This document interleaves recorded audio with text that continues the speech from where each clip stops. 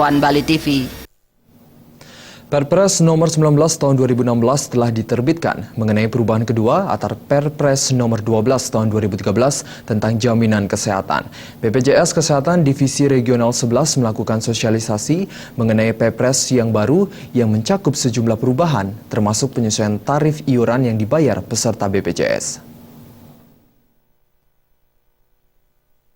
Penyesuaian iuran BPJS yang tertuang dalam Perpres nomor 19 tahun 2016 merupakan perhitungan aktuaria para ahli, termasuk rekomendasi dari Dewan Jaminan Sosial Nasional (DJSN).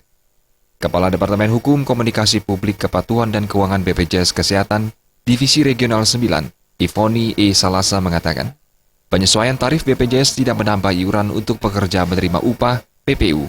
Presentasinya tetap sesuai dengan regulasi sebelumnya. 4% ditanggung pemberi kerja dan 1% untuk pekerja.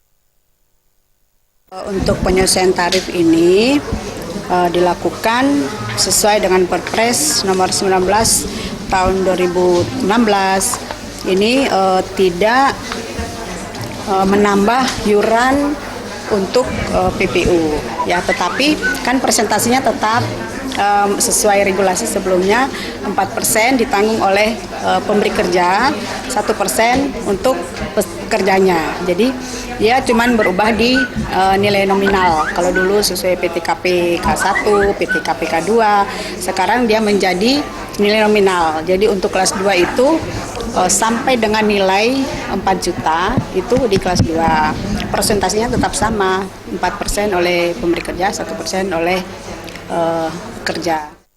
Ivoni juga berharap masyarakat lebih memahami Jaminan Kesehatan Nasional JKN dan berkontribusi positif terhadap kesuksesan program tersebut.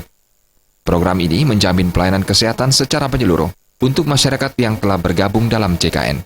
Agung Nia dan Eka Dina, Bali.